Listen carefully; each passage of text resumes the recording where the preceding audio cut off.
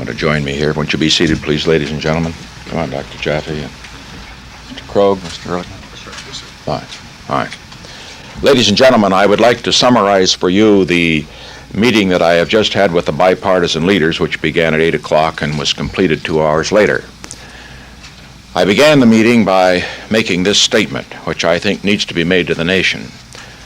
America's public enemy number one in the United States is drug abuse. In order to fight and defeat this enemy, it is necessary to wage a new all-out offensive. I have asked the Congress to provide the legislative authority and the funds to fuel this kind of an offensive. This will be a worldwide offensive dealing with the problems of sources of supply as well as Americans who may be stationed abroad wherever they are in the world. It will be government-wide, pulling together the 9 different fragmented areas within the government in which this problem is now being handled. We have launched an all-out offensive against crime, against narcotics, against permissiveness in our country. The rhetoric of get tough and law and order was part and parcel of the backlash of the civil rights movement. Nixon administration official has admitted that the war on drugs is all about throwing black people in jail. He said, quote, "The Nixon campaign in 1968 and the Nixon White House after that had 2 enemies, the anti-war left and black people." You understand what I'm saying? We knew we couldn't make it illegal to be either against the war or black. But by getting the public to associate the hippies with marijuana and blacks with heroin, and then criminalizing both heavily, we could disrupt those communities. We could arrest their leaders, raid their homes, break up their meetings, and vilify them night after night on the evening news. Did we know we were lying about the drugs? Of course we did.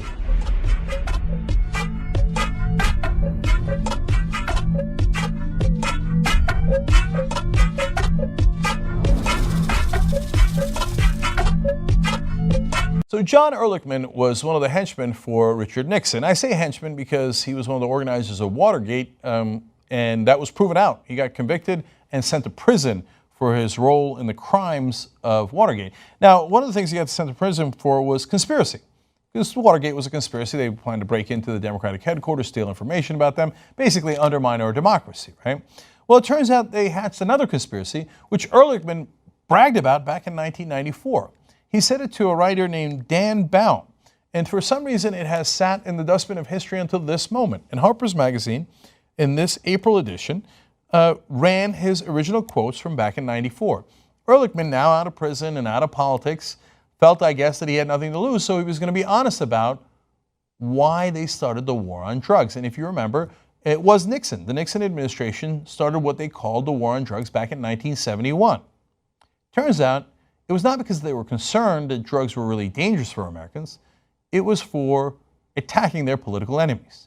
Now, again, you might think, like, come on, this sounds conspiratorial. First of all, it's the guy who did the conspiracy who's admitting it. Second of all, he got arrested for and convicted on another conspiracy. It's not like he's shy about conspiracies. And Nixon, third of all, had an enemies list. These are all facts. So now here's Ehrlichman in his own words. He says, the Nixon campaign in 1968 and the Nixon White House after that had 2 enemies, the anti-war left and black people. You understand what I'm saying?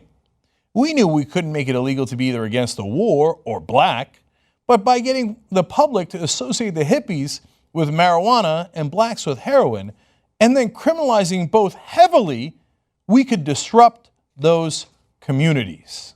How do you see that and then not want to immediately end this nonsense political war on drugs? This prohibition that has proven to be disastrous in its effect, but it turns out it was done to be a war on black people and liberals, who they called hippies back then. Now, originally they were trying to use more of the legislation of heroin against blacks, but it turns out later they were like, oh, blacks smoke marijuana just like whites do. Okay, let's arrest them for that. And they arrested them at 4 times the rate of whites, even though they smoke at the same rate. The whole point was to make sure that they could arrest their political enemies. How could you know that and still be in favor of the war on drugs? Well, Ehrlichman goes on. He says, we could arrest their leaders, raid their homes, break up their meetings, and vilify them night after night on the evening news. Now, I'm going to show you how they're still doing that in a second. But when asked about whether he and Dick Nixon intended to do that, he said, quote, "Did we know we were lying about drugs? Of course we did." Jesus Christ. Leading medical researchers are coming to the conclusion that marijuana, pot, grass, whatever you want to call it, is probably the most dangerous drug in the United States, and we haven't begun to find out all of the ill effects, but they are permanent ill effects.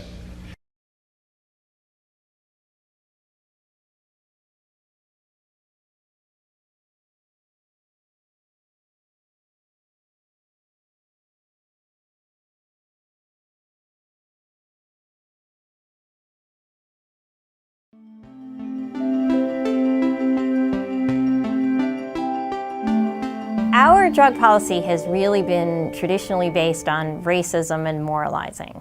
The reason that the currently illegal drugs are illegal has nothing to do with a scientific evaluation of the relative risks and benefits. Otherwise, you could never come up with a situation where marijuana is illegal and tobacco is legal. You cannot make a rational argument for that. That comes from racism and colonialism. The drug laws were made in explicitly racist circumstances for explicitly racist reasons. For example, the first anti-cocaine laws were made because cocaine supposedly made black men impervious to bullets and prone to getting involved with white women. This is complete nonsense where there is no science to it whatsoever, and yet it was published in the New York Times in the early 1900s. So this is where our laws come from. And we have to be honest about that, and we have to stop pretending that there is some kind of rational basis for the laws that we currently have.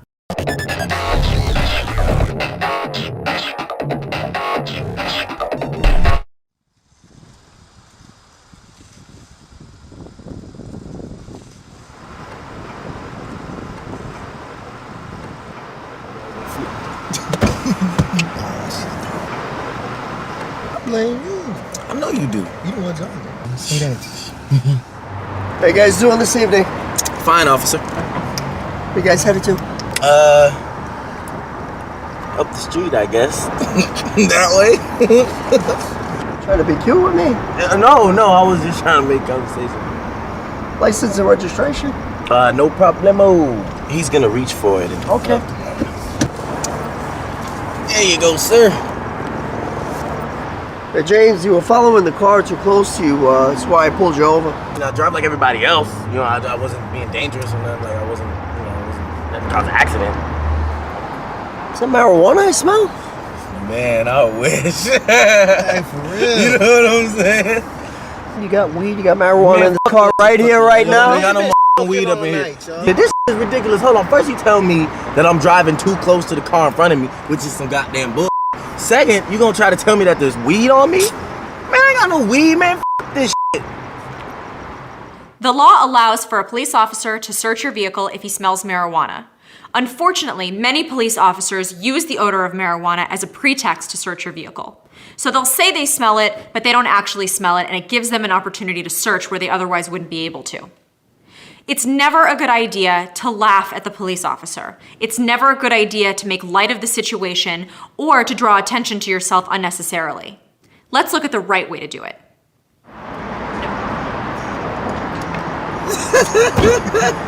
Damn, you giggling?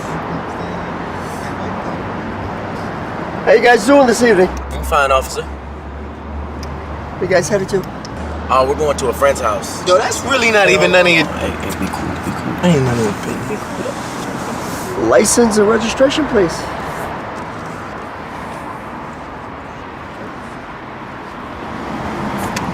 Marijuana that I smell in this car? No, officer. You look like the type of guys that might take a toke or two. Is that right, James? No, officer. There's no marijuana right here in this car. No, officer. I'm gonna need to search the car, James. Officer, I do not consent to you searching my car.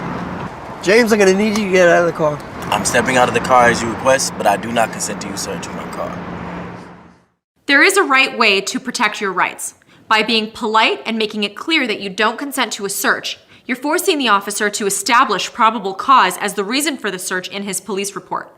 He's going to have to say that he smelled the odor of marijuana, and therefore, if he doesn't find marijuana, you're setting up a good case for your defense attorney to file a suppression motion later. I was wishing they found some weed in this car. Dude, would you shut up, man? Hey, don't judge me. You stupid, man. Hey, but at least you got your little citation for driving too close. We ain't completely waste time.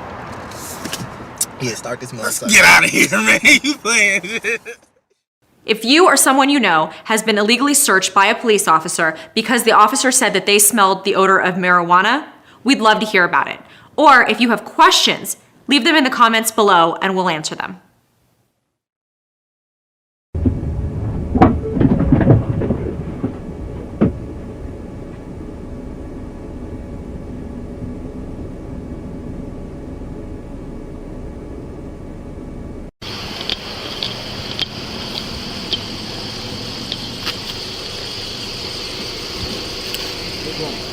What's going on, guys? Not much.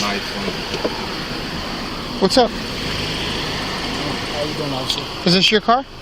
Well, it's a rental right now. My car's in the shop. Okay. Did something break down? Yes, sir. Gotcha. You guys just came from over at the park, right? Yeah, we just hanging out. That's it? Well, that's what we doing. Is this your car? I just told you my car's in the shop, officer. This is a rental. Okay. How do you start it? What do you mean? I just put my foot on the brake and I put it in drive and I Okay. drive, officer. So it's your car, though? Did they give you a fob or something? It's not my car, officer. Did they give you a key fob or something? Or Yes, sir. Officer. like, what does it do? Does it? You see, that should let you know that it's in. Okay. Do you have any weapons on you or in the car? No, officer. Okay. Can I be honest with you? It smells like marijuana in the car, and I can see shake on the ground. And your buddy's giving me the idea that maybe he's got a gun. You know what I mean? Like, that's what I think. How? I don't know. Just the way. I mean, just the way you're holding yourself, man. Like, that's why we're nervous, man. That's it. I mean, if you're scared because you got a little bit of weed, that'll be one thing. Officer, Okay. there's no weed. Okay. There's no shake on the floor. Okay. So there's no shake on the floor. Officer. Okay. All right. And you don't have any weapons on you, you said? Officer, that is correct. Okay. Do you have your ID on you? My brother's been pulled over multiple times for doing that thing. I live in Des Moines, I go to work. I don't like doing it.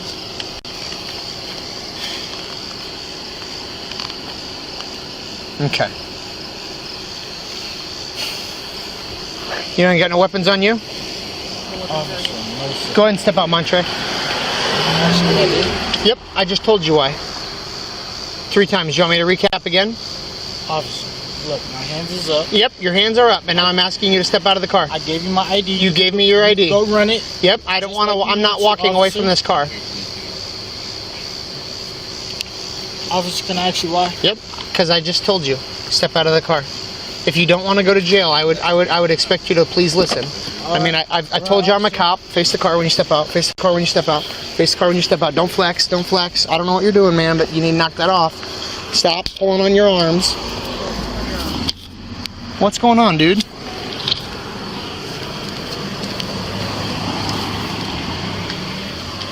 Where are you trying to? What are you doing, dude? Officer, I'm not doing nothing to you. Okay.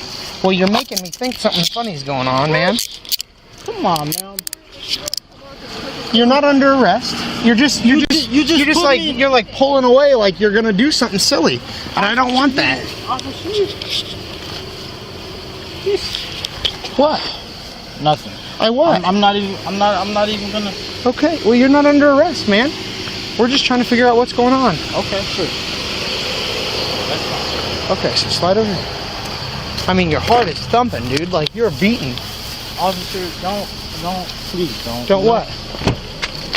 Have a seat. Okay. Have a seat. I think that your buddy has a gun, so I need you to step in the car. You think my buddy has a gun? He's acting funny. Step in the car, please. Officer, if you don't step in the car, you're going to jail for sure. Okay, that's so fine, step officer. in the car. So step in the car. Listen. I'm done listening. I just told you. I think that your buddy has a gun. Now knock it off.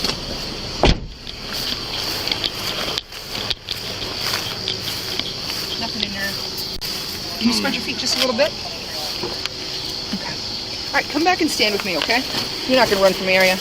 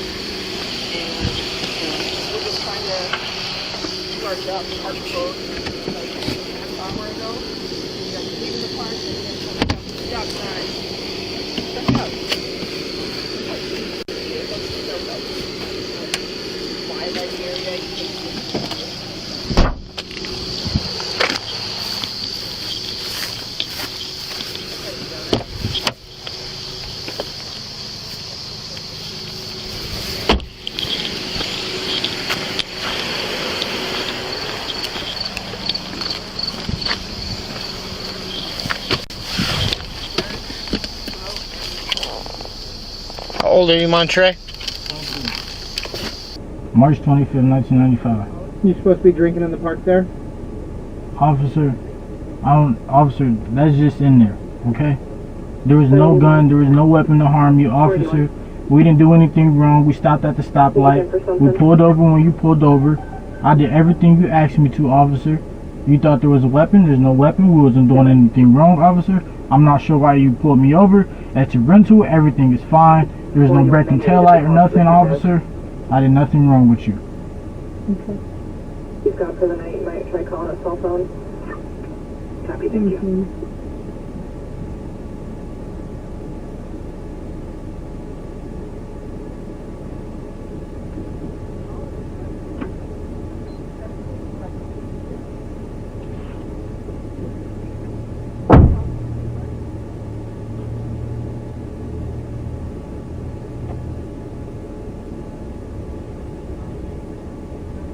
How's your day going, officer?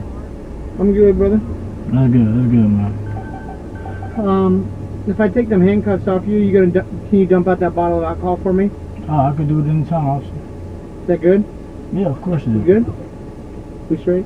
Okay. So here's the deal. Like, you and I know. I mean, let's start over. Let's roll with each other. Did I make anything up when I said the car smelled like marijuana? Yeah, a little bit. A little bit. Hold on. Because there was nobody smoking in the Is car. there marijuana shake on the floor of the car? Officer, that was cigarette ash, okay? There's no, you didn't find no marijuana. I'm not charging you with marijuana. But here's what, if you want me to be real with you, like, I want you to be real with me for a second. Like, did I make that up? You know what I mean? Did I make it up? I believe so, officer. Okay, so you want me to just write you the ticket for the stuff that I have to write you tickets for? If you think that I'm lying, like, then we'll go to court and we'll talk about it then. Okay. Or do you want to just be real with me and I'll be real with you? Wow, officer. Right? I would like to pull out my alcoholic reaction to officer. You didn't find anything. We wasn't doing anything, officer. Okay. So you're not gonna admit that you maybe were around people smoking or something like that? Officer. Were you around anybody smoking? Cigarettes. That's it. Officer, there's no weed shake on the floor, officer. All right.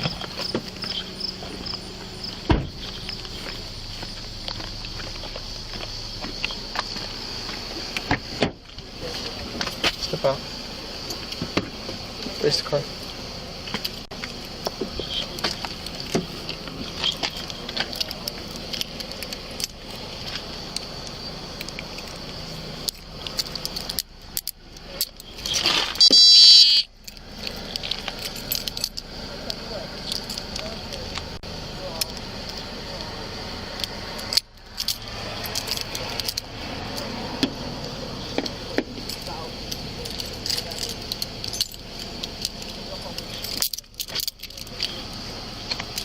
Go ahead and go grab it.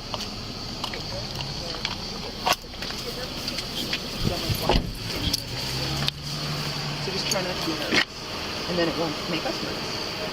Okay? Usually when we see that, with somebody sitting there like that, like there's a gun right where you know what I mean? Like I'm telling you, like that's what happens. Okay. That's the only reason. That's the only reason that happened is because like you were just making it seem like something crazy is going on when it could have just been something little as that or like a bag or something. Like we jump automatically to what? Yeah, I already know. Do you have any questions? No. Have a great night. All right, thank you guys.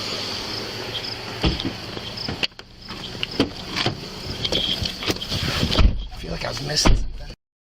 I smell zero marijuana. You pulled me over for no apparent reason. You got behind me because I was black, and that's when I said that. Then all of a sudden you smell weed. You was just all in my car. Why you didn't say you smell weed when you was standing there? Listen, I'm just gonna tell you. I'm just gonna give you a verbal warning. Like this, I'm just telling you that I smelled the. Well, you ain't smell it on me. You ain't smell it on me. Okay. It could be in the air. Well, I'm just saying. I don't even. I'm not gonna further Shut up. investigate. Just don't even say nothing else. You smell marijuana in my car, really?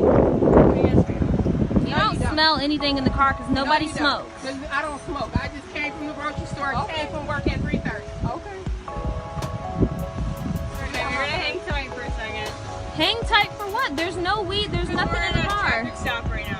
You're in a traffic stop because you pulled up behind me because me and my mother is on the car, you said? No, yes, your mother. Yeah, me and my mother is the registered owners on the car. Yeah, she doesn't. All right, you ain't smell no marijuana in my car. I don't smoke. I don't drink. Sir, I don't drink. I don't smoke. Okay, well, I want to finish my grocery shopping so I can go home. I've been at work for 12 hours. All right. Do you want to investigate? Do you want to get Chesterfield out here with the canine or not? If you have the whip. I don't have the whip. I got some whip right now. They're closed right now. Are they on right now? Do you know? I don't know. We can find out. I mean, would you give us consent to search the vehicle? No, you're not searching my car because you just made that up. Okay. 640 dispatch. Do you have a canine available? Are you fucking serious? Bro, this is why we don't come out here in this ass Pulled me over 'cause I was neighborhood. black. That's why you just made that up. Searching the car for no apparent reason. Nobody in the household smokes. Smokes weed really because we're black? That's not. Yeah, you just made it up. You just made it up. That's what you just did. I smell You pulled zero me marijuana. over. You pulled me over for no apparent reason. You got behind me because I was black, and that's when I said that. Then all of a sudden you smell weed. You was just all in my car. Why you didn't say you smell weed when you was standing there? Because I'd like to let dispatch know I'm out with first before I further investigate. Girl, you done gave me my insurance card back, my ID, and my registration. Yes. Okay. Because you were coming. When you walk right here, you All right, said something about me. ma'am, listen. I'm just gonna tell you. I'm just gonna give you a verbal warning. Like this. I'm just telling you that I smelled the. Well, you ain't marijuana. smell it on me. You ain't smell it on me. Okay. It All could right. be in the air. Well, I'm just saying. I'm not gonna further Shut up. Just investigate. don't even say nothing else tonight because this is pure bullshit. I'm just saying I'm not gonna further investigate on this. Okay. Yeah, you can do what you want to do, honey, because I don't smoke weed. I don't even drink. I don't even smoke cigarettes. Okay. All right. You can go ahead and go grocery shopping. All right. Thank you.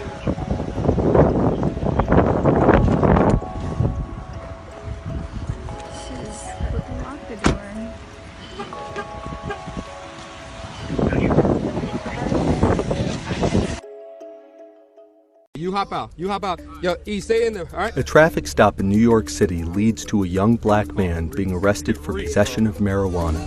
All right, this was in the back seat on the floor. It's a marijuana cigarette. Marijuana laws have relaxed in much of the country, but in New York there were still 18,000 arrests made last year. Those arrests are rarely contested. What? You can do it from the sidewalk. Step back. Yo, you were just playing something in my car? But videos provided to the Times by public defenders in this case raise troubling questions about how far officers are willing to go to make an arrest. The NYPD told us the officers in this case did not act improperly.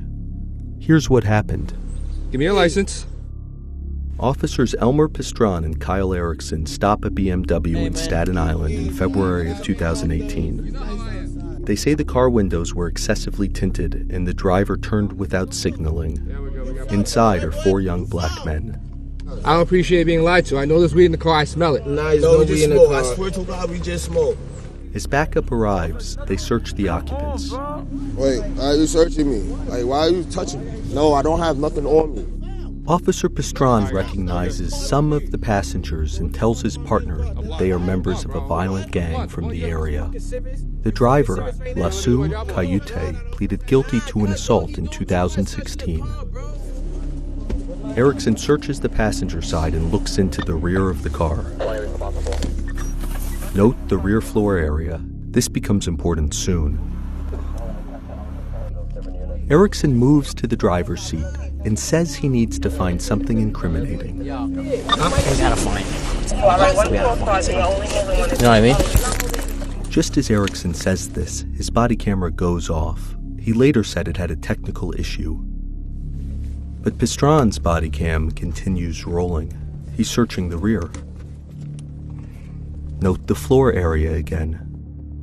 Later, Erickson would say in court that he found a lit joint in plain view here. Backseat looks pretty clear. But Pistron, who's leaning right over the area, doesn't see anything. A minute later, Erickson enters the rear of the car. He searches the back seat. Remember, his camera is still off. But Pistron's camera catches Erickson. He appears to be fiddling with something in the back seat, but at no point suggests that he has found anything. The officers chat in the front. They've been searching the car for 3.5 minutes. Nothing clean. The owner of the car, who has his cell phone out, films Erickson holding small plastic bags. Yo, you were just playing something in my car? Step back. Excuse me. Wait, hold on. Step back. Yo, he put something in my car, yo. He put something in my car. We don't know where the bags come from or what Erickson is doing with them. The driver is handcuffed and his phone is taken from him. Yo, why am I getting locked up? Pistron tells another officer that no contraband was found. Nah, we didn't find it, but he's bugging out, so I guess now it's going to be OGA. He's not letting us do our job, you know? At the same time, Erickson is inside the car. His body cam turns back on. It has been off for over 4 minutes. The first 30 seconds of video have no sound. That's because police body cams keep rolling and save a segment of video that's filmed just before they're switched back on. The audio begins here, signifying the moment the camera was activated.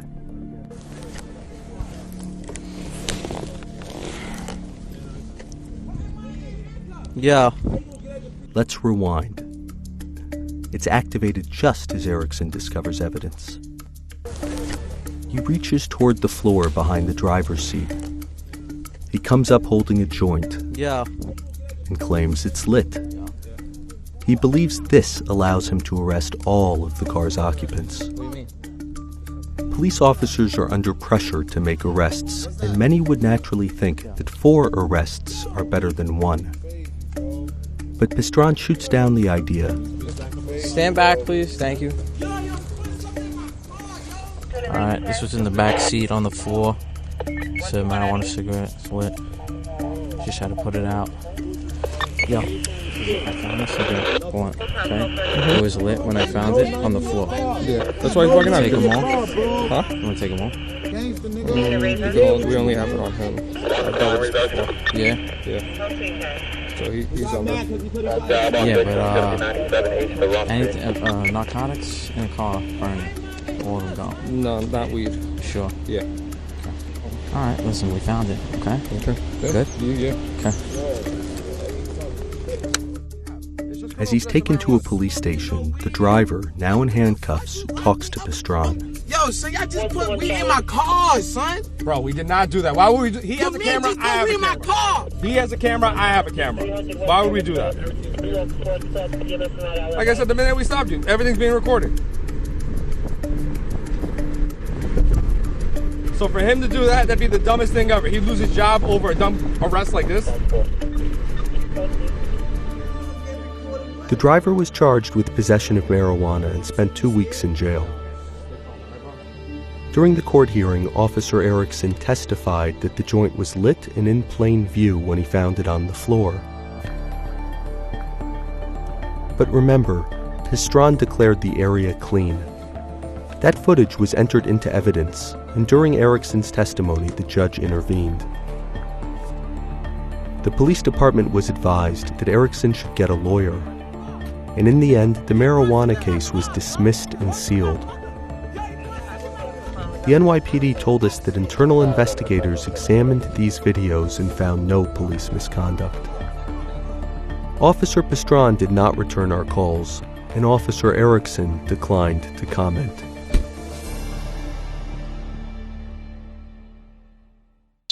So that the war on drugs has fallen disproportionately heavy on African Americans, Hispanic Americans of various sorts, and so they make up a highly disproportionate share of the prison population, and it's a terrible thing, and it's really crushing particularly urban minority groups, because basically the breadwinner in the family is in prison for smoking pot, and then later on has all sorts of legal disabilities with respect to getting and maintaining a job, getting to work, getting loans, college student loans. There are so many disabilities once you get out of prison that very often you end up back in prison. So it's a vicious cycle, and a lot of this is driven by the war on drugs and with this added, ever-present role of bigotry. Nearly 12% of Americans say they've used marijuana in the past year, and by and large, most of those smokers are breaking the law. But while blacks and whites smoke pot at similar rates, a comprehensive ACLU study reports that blacks are nearly 4 times more likely to be arrested for marijuana possession. In Illinois, for example, blacks make up 15% of the population, but 58% of marijuana arrests. In St. Louis, Missouri, one white person is arrested for every 18.4 black persons when it comes to pot-related crimes. All this comes at a major cost to taxpayers. Each year, the ACLU says the government spends an estimated $3.6 billion in law enforcement of marijuana crimes. And almost 7.3 million Americans were arrested in the first decade of the 21st century because of a substance that, state by state, is inching closer to legality. It cost Alabama roughly $22 million to enforce the state's marijuana possession laws in 2016. That's the cost of 191 additional preschool classrooms, 571 more K-12 teachers, or 623 more Alabama Department of Corrections officers. Yet, other states treat marijuana like tobacco and alcohol, regulating and profiting from it. 3 of the states where marijuana use has been legal the longest, Colorado, Washington, and Oregon, have collected a total of $1.3 billion in new revenue. In 2016 alone, police arrested 2,351 people for marijuana possession. Each arrest can trigger the beginning of a lifetime of consequences, meaning a life put on hold at best, or completely derailed at worst.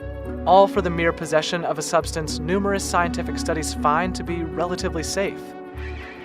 Between 2012 and 2016, 88.9% of people arrested for marijuana were arrested for possession, not sale, production, or trafficking. Black people and white people use marijuana at the same rate, but African Americans are disproportionately affected by Alabama's enforcement of its marijuana laws. In 2016, black people were more than 4 times as likely as white people to be arrested for marijuana possession. Police arrest black people for felony possession of marijuana 5 times more often than they arrest white people for felony possession. The number of marijuana arrests makes it hard for the state, with its underfunded forensic department, to process evidence of violent crimes. As of March 31st, 2018, the Alabama Department of Forensic Sciences had about 10,000 pending marijuana cases, creating a 9-month waiting period for analyses of drug samples. At the same time, the department had a backlog of 1,121 DNA tests, including about 550 crimes against persons, such as homicide, sexual assault, and robbery. Decriminalizing marijuana would spare thousands of people from being ensnared in the criminal justice system. It's time to end Alabama's failed war on marijuana. Another group has come forward to weigh in on legalizing recreational marijuana for adults in South Dakota. Last week, a group of law enforcement, elected officials, and community leaders spoke out against IM-27. Well, now a group of former law enforcement and veterans are coming together to voice their support for the measure. Served as a South Dakota police officer for 12 years. I'm an Army veteran and a 27-year retired police officer. I'm an Army veteran. I am a retired Sioux Falls police officer. These former officers and military members are actively rallying support for IM-27 in all corners of the state. I want South Dakota voters to know that there are many members of the law enforcement community who support marijuana legalization. These officers have the same view from their experience with marijuana on the streets. Is a distraction for police. It's a waste of time and resources that could be spent fighting real crime. They all agree drugs are a problem, but say marijuana isn't the issue. With 6 grandchildren, I'm more worried about them finding a fentanyl pill. I've been to many domestic disputes, many. 0 times was marijuana a factor. It was always alcohol, it was always meth, it was always something else.